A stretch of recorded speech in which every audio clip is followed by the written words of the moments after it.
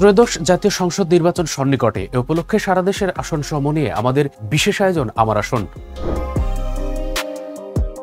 আজকের পর্বে থাকছে চুয়াডাঙ্গা 2 আর আপনাদের সাথে আছে আমি শুভ ইসলাম। চুয়াডাঙ্গা জেলা বাংলাদেশের দক্ষিণ পশ্চিমাঞ্চলে অবস্থিত। পশ্চিমে ভারতের পশ্চিমবঙ্গ রাজ্য এবং নদিয়া জেলা, উত্তর পশ্চিমে মেহেরপুর জেলা, উত্তর পূর্বে কুষ্টিয়া জেলা এবং দক্ষিণ ও দক্ষিণ পূর্বে ঝিনাইদহ জেলা অবস্থিত। জেলাটির আয়তন 1170.87 বর্গ কিলোমিটার, জনসংখ্যা 12,34,054 জন।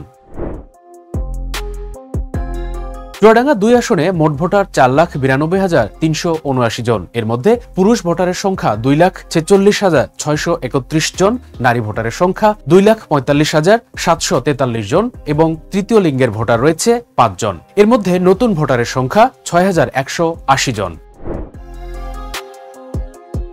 এই আসনটিতে 1991 সালে বাংলাদেশ জামাতে ইসলামী মনোনীত প্রার্থী, 1996 থেকে 2001 সাল পর্যন্ত বিএনপি মনোনীত এবং 2008 থেকে 24 সাল পর্যন্ত আওয়ামী লীগ মনোনীত সংসদ সদস্য নির্বাচিত হয় এই আসনে। চুয়াডাঙ্গা 2 আসনে বিএনপি থেকে লড়বেন জেলা বিএনপির সভাপতি মাহমুদ হাসান খান বাবু, জামাতের প্রার্থী জেলা জামাতের আমির অ্যাডভোকেট রুহুল আমিন। ইসলামী আন্দোলন বাংলাদেশ থেকে চুয়াডাঙ্গা শাখার সভাপতি হাসানুজ্জামান সজীব লড়বেন এই আসনে। আঞ্চলিক মহাসড়কের বেহাল দশায় ভুগছেন এই আসনের মানুষ।